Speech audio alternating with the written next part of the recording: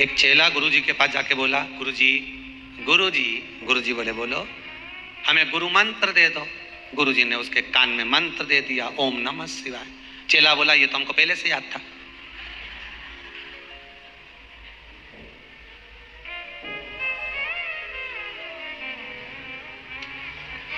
अब उसने 100 रुपए लेकर गया था, 50 रुपए तो गुरुजी को दिए, 50 खुद ने धर लिए। तो साथ में जो मित्र था उसने पूछा, क्यों रे ये 100 रुपए माता जी ने दिए थे देखो कि ये 50 रुपए तूने रख लिया, 50 गुरुजी को दे दिया। तो क्या हुआ? गुरुजी ने वही तो मंत्र बताया जो हमको याद था। तो जो हमें पहले से याद था तो 50 रुपए मंत्र के काय को दे? केवल 50 दे के आया। अब गुरुजी ने इतना सरल मंत्र क्यों दिया कि व्यक्ति को दिन भर काम धंधा पानी रहता है, दिन भर व्यक्ति व्यस्त रहता है, चलो कम से कम ये मंत्र दे दूंगा तो सरल मंत्र जपता रहेगा, ओम नमः शिवाय बजता रहेगा, और बजता बजता बजता बजता एक दिन इसको भगवान मिल जाएगा। अब उन्हें तो सरल भाषा में दे दिया, उनको क्या मालूम था कि ये बताओ, ये सोचे कि ऐसा मंत्र तुमको याद था पहले से। नई नई बहू आती है तो सास हमेशा उससे कहती है, ला बेटा मैं तेरे को कुछ सिखा दूं, मैं तो सब आता है सब। तो सास ने कह दिया उलेटा बना दे। उलेटा मतलब चीला, चिलड़ा बोलो, उलेटा बोलो, कुछ भी। वो गुड़ और आटा को घोल के पानी में मिला के पतला पतला करके तवा पे डाल के ऐसे फैला के, अब जो बोल दो तुम, उलेटा बोल दो, चीला बोलो, चिलड़ा बोलो, जो तुम्हारी मर्जी पड़े। सास ने कहा बना दे।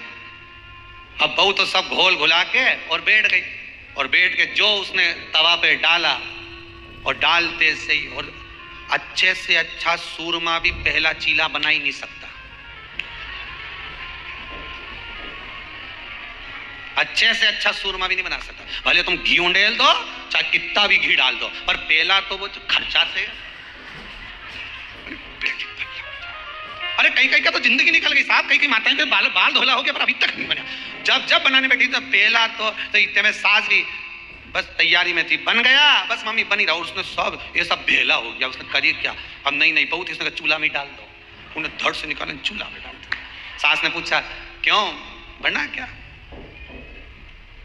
ऐसा केवल एक जगह नहीं हुआ, एक हमारे मित्र रहते वहाँ उनकी शादी हुई, घर में दुल्हन आ गई, तो हमने कहा चलो भाभी जी आइए, पुराने समय की बात है। तो मित्र ने कहा क्या खाओगे? तो मैंने कहा चिलड़ा ही बना लो। अब भाभी जी ने घोल बनाया और जो पहला चीला डाला, दादा भजिया अच्छा बन जाता, वो तो ऐसा लड्डू बन गया उसको, और ऐसी प्लेट में लेके आई बढ़िया जोरदार जमा के।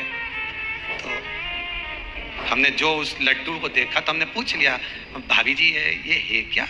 माता जी ये है क्या? कि आपने जो बनवाया था ना चिलड़ा वही है। तो हमने कहा चिलड़ा तो कहीं से नहीं दिख रहा, उल्टा हमको चिढ़ा रिया है, चिलड़ा तो कहीं नजर नहीं आ रहा। अब खाया जैसे तैसे, तो वहीं खड़ी बढ़िया पल्लू वल्लू लेकर उनकी सास भी बैठी, वहीं खड़ी खड़ी पूछ रही कैसा बना है। अब हम भी क्या बोले, अब कैसा बना है? रसोई घर में चुपचाप से जाकर फ्रिज में से सामान निकालकर, किसी को नहीं मालूम पड़े, अकेली निपटा गई, चीटी बन गई, चीटी।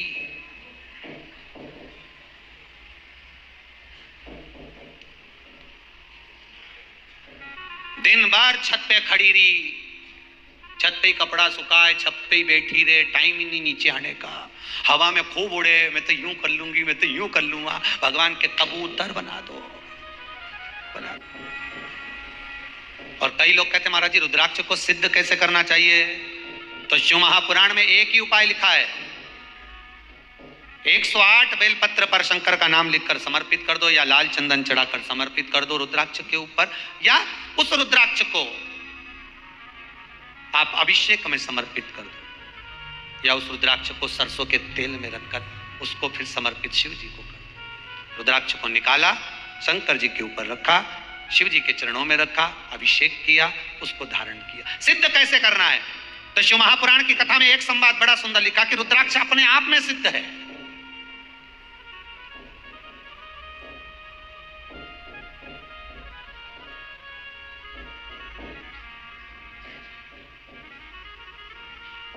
मुंबई में एक मेडिकल रिसर्च सेंटर में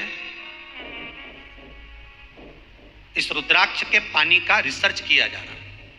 आप लोग निकालना कभी, आप लोग तो उसमें निकलेगा आपको, उसका सेंटर का नाम दिया जाएगा कि किस रिसर्च सेंटर में निकाला जा रहा है। रुद्राक्ष का पानी, कि रुद्राक्ष जब पानी के अंदर पड़ा रहता है तो उस पानी में कितना बल प्राप्त हो जाता है, उससे शुगर, बीपी, ब्लड प्रेशर आदि आदि, आंखों की, चर्म की रोग, जितने रोग होते हैं उसमें आप उसमें पढ़िएगा, कभी निकालिएगा कि उस रिसर्च सेंटर में रिसर्च हो रहा है रुद्राक्ष के मात्र पानी का, कि उस पानी में कितना बल आ जाता है।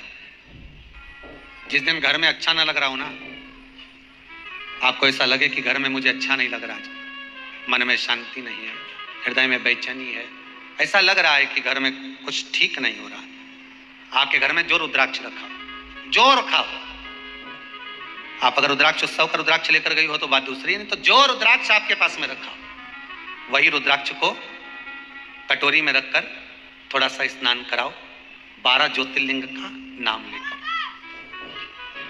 12 ज्योतिर्लिंग का स्मरण कर, रुद्राक्ष का जल थोड़ा सा मटके में, हंडे में डाल दो, थोड़ा जल दरवाजे के आसपास पूरे भवन में उसको छीप दो। हम तो कहेंगे महीने में एक बार करते रहा,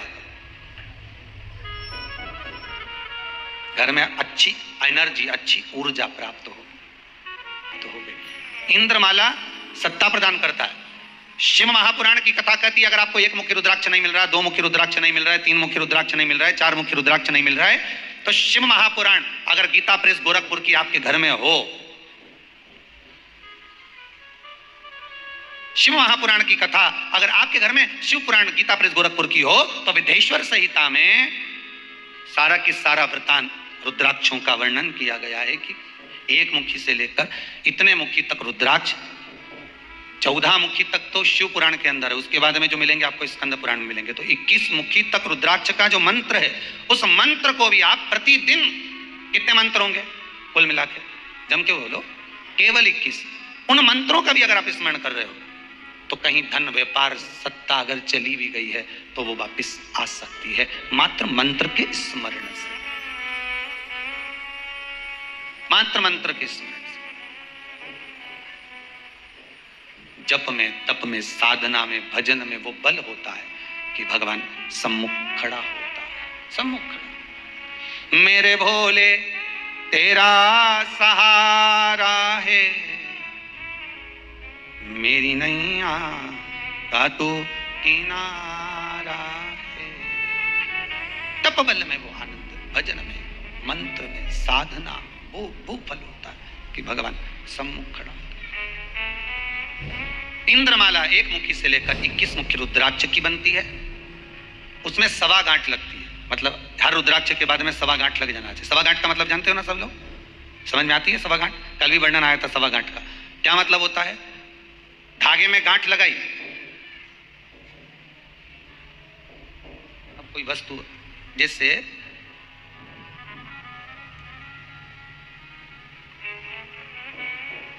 एक धागे में ये गांठ लगी हुई है, ठीक है, एक गांठ लगी, एक उस गांठ के बाद में जो दूसरी गांठ लगी वो भी गांठ ही कहलाएगी, पर गठान के ऊपर, गांठ के ऊपर दूसरी गांठ अगर लग जाए तो वो सवाया कहलाए। बस इतना ध्यान रखिए, इसको कहते हैं 1.25 गांठ। कल आपको कथा में वर्णन किया था, 9 रुद्राक्षों का जो वर्णन किया था, कौन कौन से थे? जम के बोलो। 4, 5, 6, 3 रुद्राक्ष का वर्णन महाराज, उसमें 1.25 गांठ का वर्णन आ रहा था बार बार, और आप सुन भी रहे थे, पूछा भी नहीं आपने एक बार भी कि 1.25 गांठ होती क्या। बस अब रुद्राक्ष तो बता दिया, पर अब एक दूसरे से करेगी ये 1.25 गांठ होती क्या है, मैंने कहीं सुनी भी नहीं, पढ़ी भी नहीं, अब महाराज तो बता दिया, अब अपन करें तो करें कैसे? तो गांठ के ऊपर जब गांठ चढ़ जाए तो वो सवाया हो जाती।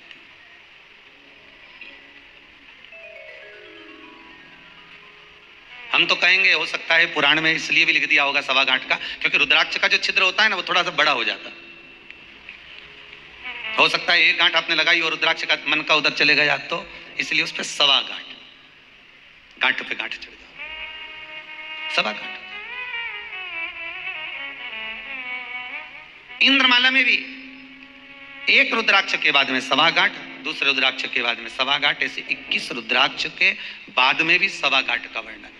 ये इंद्रमाला कहला। शिव महापुराण की कथा कहती है इंद्रमाला। इंद्र ने पूछ लिया देवऋषि नारद से, नारद जी अब आपको एक संवाद सुनाएंगे क्या? नारद जी ने पूछा क्या संवाद, क्या पूछना चाहते हो बोलो। देवऋषि नारद बोले मेरे को इतना सा पूछना है कि रुद्राक्ष की उत्पत्ति कैसे हुई, ये रुद्राक्ष हुआ कैसे है, ये रुद्राक्ष की उत्पत्ति कैसे हुई है। तब देवर्षि नारद ने इंद्रदेव को रुद्राक्ष के प्रकट होने की कथा कहना प्रारंभ किया। बहुत ध्यान से सुनिएगा महाराज। एक कथा तो हमको शिव महापुराण में मिल जाती है कि माता सती के याद में, वियोग में भगवान शंकर एकांत में बैठकर जब तप साधना में डूबे हुए थे, उस तप साधना में माता सती की जब याद आ जाती है, उस तप साधना में माता सती का जब स्मरण आ जाता है, तो शंकर के नयनों से अश्रु गिर जाता है।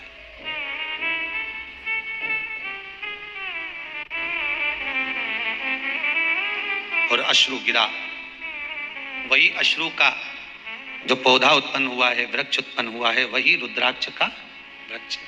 एक कथा तो अपन ने शिव पुराण की सुन ली, अब आ जाओ स्कंद पुराण में।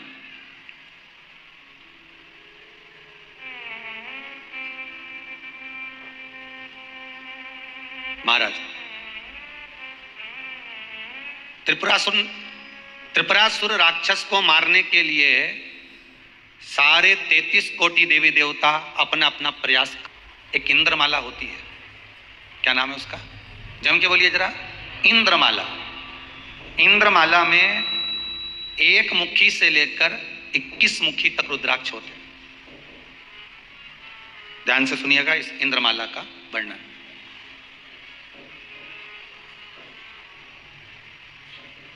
कितने रुद्राक्ष होते हैं इसमें? 1 मुखी से लेकर 21 मुखी तक होता है।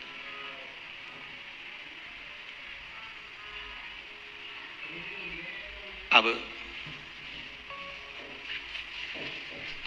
बाजार में लेने जाओगे या इंद्रमाला की कीमत बाजार में मालूम करोगे तो लगभग 2 से 2.5 करोड़ की एक होना चाहिए। कितने की एक है? जम के बोलिए जरा। 2 से 2.5 करोड़ की एक अगर कीमत निकालोगे, और आप अगर ऐसे ऑनलाइन कहीं कीमत निकाल कर देखोगे गूगल पर, फेसबुक पर कि हमको इंद्रमाला खरीदना है रुद्राक्ष की, तो उसकी कीमत 2-2.5 करोड़ होगी। पर शिव महापुराण में लिखा है कि भगवान की कोई वस्तु अगर भगवान शिव की है तो उसकी कोई कीमत नहीं, शंकर ने उसको निःशुल्क दिया। इंद्रमाला आप स्वयं भी बना सकते हो और उसका कोई शुल्क नहीं है, उसकी कोई कीमत नहीं है, बस निर्माण आपको करना है। कैसे करना है उसका? 1 मुखी रुद्राक्ष लिया, भगवान के प्रथम 1 मुखी रुद्राक्ष का मंत्र बोला, ओम ह्रीं नमः। बोलो एक बार, ओम ह्रीं नमः। ये शिव जी के 1 मुखी रुद्राक्ष का मंत्र है। रुद्राक्ष शिव पुराण जिस दिन चालू करी थी, प्रारंभ करी थी, उस दिन कहा था अगर रुद्राक्ष नहीं भी मिले तो मंत्र का जाप भी कर लोगे तो रुद्राक्ष का ही फल प्राप्त होता है। 1 मुखी रुद्राक्ष को लोग, दुनिया के लोग ढूंढते फिरते, क्यों 1 मुखी रुद्राक्ष मिलेगा क्या आपके पास में? हाँ सब मिलेगा। कितने का है? ये लो साहब, 1000 रुपए का दे दो, 500 रुपए का दे दो, 10,000 का, 5,000 का दे दो। पर 1 मुखी रुद्राक्ष तो शिव महापुराण की कथा कहती है कि एक वृक्ष में वर्ष में केवल 1 बार 1 मुखी रुद्राक्ष आता है। एक वृक्ष में एक दिन 1 बार वो 1 मुखी रुद्राक्ष मिलता है। अब पूरे वृक्ष में इतने सारे रुद्राक्ष लगे हुए हैं, अब उसमें से 1 मुखी रुद्राक्ष ढूंढना, और 1 वर्ष में 1 ही दिन मिलता है और 1 ही बार आता है। अब 100 वृक्ष लगाए तो कितने रुद्राक्ष हुए साल भर में? जम के बोलिए 100। और भूमि की आबादी कितनी, अब उसका अंदाजा लगाओ, करोड़ों में। अब 100 रुद्राक्ष, 500 रुद्राक्ष, 1000 रुद्राक्ष, 10,000, 5,000, 3,000, 4,000, जितने रुद्राक्ष आपको प्राप्त हुए हैं, जितने रुद्राक्ष आपको मिले हैं, तो फिर वो जनमानस तक पहुंचेंगे कितने? और फिर वो 1,000 रुपया में, वो 500 रुपए में, वो 700 रुपए में, वो 5,000 में मिल जाएगा क्या आपको? ईमान। अब यहाँ तो लॉकडाउन लगा तो आटे की कीमत बढ़ गई। बोला सही है कि गलत है? नमक मिर्ची की कीमत बढ़ गई। क्यों साहब? वो वहां से आता है माल और अभी बस गाड़ियां सब बंद पड़ी हुई है। अब बस गाड़ियां बंद पड़ी हुई तो माल यहाँ तक पहुंच नहीं पा रहा, माल यहाँ तक आ नहीं पा रहा, इसलिए भाड़ा वाड़ा सब देखा जाए तो, और आ रहा है तो महंगा आ रहा है, तो हम आपको महंगा दे रहे हैं। तो वो इतना कीमती होता है कि मिलना भी कठिन होता है। एक मुखी से लेकर 21 मुखी तक रुद्राक्ष के मनकों की माला जो तैयार होती है वो इंद्रमाला कहलाती है। कौन सी माला है? इंद्रमाला। अरे एक कथा बहुत सुंदर है। एक स्त्री एक संत के पास पहुंची, प्रणाम करा, गुरुदेव मैं बड़ी दुखी हूं। क्या दुख है तुमको? मेरा पति बिल्कुल मेरी नहीं सुनता, कोई उपाय बता दीजिए। संत ने कहा एक उपाय है, पर उसमें थोड़ी मेहनत तुम्हारी लगेगी। क्या मेहनत करना पड़ेगी बताओ? मेहनत केवल इतनी सी है कि शेर की मूंछ का जो बाल होता है ना वो चाहिए, उसको लाकर तुम मुझे दोगी, मैं उसको जलाकर उसकी भस्म बनाऊंगा और भस्म बना के मैं उसको तैयार करके तेरे को दे दूंगा, तो तेरे पति के तिलक लगा देना, फिर तू जैसी कहेगी तेरा पति वैसा करेगा। बस इतनी। हाँ। शेर कहां मिलेगा? तो जंगल में।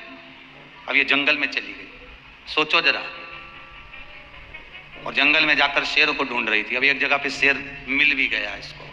अब इसके मन में आया, मैं गई शेर के पास और निपटा गया मुझे ही। तो पति को अपना बनाने के चक्कर में वो शेर के पास थोड़ी दूर तक गई, फिर पीछे आ गई, फिर पेड़ के पीछे देखती रही, शेर है बैठा है, पानी पी रहा था, फिर बैठ गया। थोड़ी देर शेर ने आंख बंद कर ली, इसने 2-4 कदम और आगे बढ़ाए, फिर कदम बढ़ाए, फिर कदम बढ़ाए। ऐसे 4 दिन, 6 दिन, 8 दिन, 15 दिन लग गए इसको, और धीरे धीरे ये शेर के पास पहुंच गई। शेर को धीरे धीरे बड़े प्रेम से संभालती, सहलाती, मीठी वाणी बोलती, सिंह को भी अच्छा लगने लगा। प्रेम स्नेह से शेर के साथ में रही। बाद में इसने एक मूंछ का बाल तोड़ लिया, संत को ले जाकर दे दिया। संत को कहा गुरुदेव ये बाल लीजिए, आप इसी भस्म बना दो जिससे मेरा पति अच्छा हो जाए। तो इतने में संत ने उसके चरण पकड़ लिए। जब तुम मीठी वाणी बोलकर शेर को अपना बना सकती है तो पति क्या लगता है? आज सुबह कोई माता जी कह रही थी, गुरुदेव कोई ऐसा रुद्राक्ष है क्या कि जिसको मैं पहन लूं और पहनने के बाद मैं जिससे चाहूं, मेरी बड़ी बहू हो, छोटी बहू हो, जमाई हो, मैं जिससे चाहूं जो काम निकाल लूं, ऐसा कोई रुद्राक्ष है क्या? तो हमने कहा है, वो है। कितने का मिलेगा? तो हमने कहा फ्री, तुम्हारे लिए बिल्कुल फ्री। तो कहा वो रुद्राक्ष कौन सा है? तो हमने कहा तुम्हारी जिभ्या। इससे जोरदार कोई रुद्राक्ष नहीं होगा। अरे प्रेम की वाणी तो बोलो, स्नेह की वाणी तो बोलो, बहू भी तुम्हारी हो जाएगी और सास भी तुम्हारी हो जाएगी। इससे जोरदार कोई रुद्राक्ष होगा क्या? मंदिर में अगरबत्ती लगाओ ना लगाओ, वो पर दिया लगाओ ना लगाओ, भोग लगाओ ना लगाओ,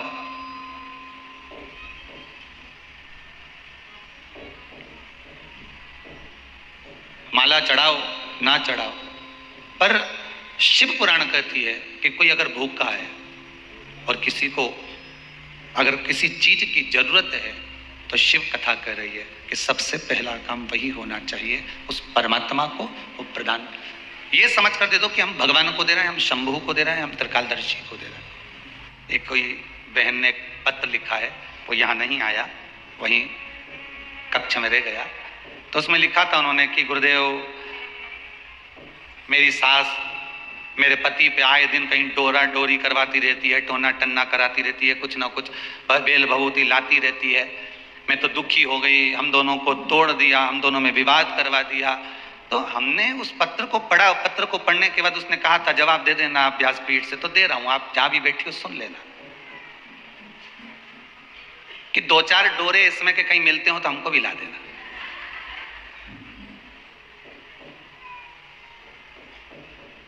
तुम्हारे पति का स्वभाव डोरे नहीं बदल रहा है, तुम्हारे पति का स्वभाव ये बेल और भभूति नहीं बदल रही है, तुम्हारे पति का स्वभाव तुम ये सोच सोच के बदल रही हो। आए दिन झगड़ा करना कि तुम्हारी माताजी ने ये कर दिया, तुम्हारे पिताजी ने ये कर दिया, तुम्हारे भाभी ने ये कर दिया, तुम्हारे भाई ने ये कर दिया। रोज प्रतिदिन इतना बड़ा टेंशन लेके सुबह से शाम तक चिंता चिंता चिंता चिंता, और वो टेंशन जब तुम्हारा पति तुम्हारे पास में आता है तो उसको उंडेल देती हो पूरा टेंशन। वो भी टेंशन में हो गया, इस चक्कर में वो तुमसे दूर रहने लगा, इस चक्कर में वो तुमसे बात भी नहीं करता। रावण जब मर गया, पृथ्वी पर गिर गया, राम जी ने लक्ष्मण जी को भेज दिया, जाओ जरा थोड़ा ज्ञान लेकर। और लक्ष्मण जी गए और उसके सिर के पास जाके खड़े हो गए रावण के। रावण ने जो लक्ष्मण जी के देखा तो मुंडा फेर लिया, मुंह कुदर कर लिया। लक्ष्मण जी के तो कांटे से खून नहीं। लक्ष्मण जी ने तुरंत राम जी से जाकर कहा, क्या आपने मेरे को उसके पास भेजा ज्ञान लेने के लिए? और कह रहे थे इतना विद्वान है, इतना ज्ञानी कि दूसरा पैदा ही नहीं होगा इसके जैसा। जाओ लक्ष्मण उससे ज्ञान लेकर आ। क्या जाऊं उसके पास? उसके पास खड़ा हुआ तो उसने मुझे देख के मुंह फेर लिया। राम जी बोले, रे लक्ष्मण तू इतना विद्वान बनकर गया था, क्या क्या सोच कर क्या गया था? क्या सोच कर जाना? हम रघुकुल के हैं, हम अवध के निवासी हैं, अयोध्या के वासी हैं। वो तो आपके कहने पर मैं चले भी गया। बस राम जी बोले, यही तो दिक्कत हो गई कि अकड़ लेकर गया था इसलिए, और वो भी अकड़ेले के पास गया था, वो कम अकड़ेला। सुन, लक्ष्मण जी से कहा, सुनो अभी तुम कहां जाके खड़े हुए थे? उसके सिर के पास। गुरु के पास जाते हैं, सदगुरु के पास जाते हैं, ज्ञान लेने जाते हैं, कुछ प्राप्त करने जाते हैं तो सिर पे बैठते हैं कि पांव में बैठते हैं? लक्ष्मण जी ने राम जी के चरण पकड़ लिया। वाह भैया, तभी क्यों कि मुंह क्यों फेरा? कारण इतना ही है। मुंह फेरने का कारण केवल इतना था कि मैं अहंकार रखकर गया था, अभिमान रखकर गया था। किसी के पास में जा रहे हो और कुछ प्राप्त करना है तो खाली होकर जाइए, खाली, अहंकार से विहीन, अभिमत्ता से विहीन, अहमता से विहीन।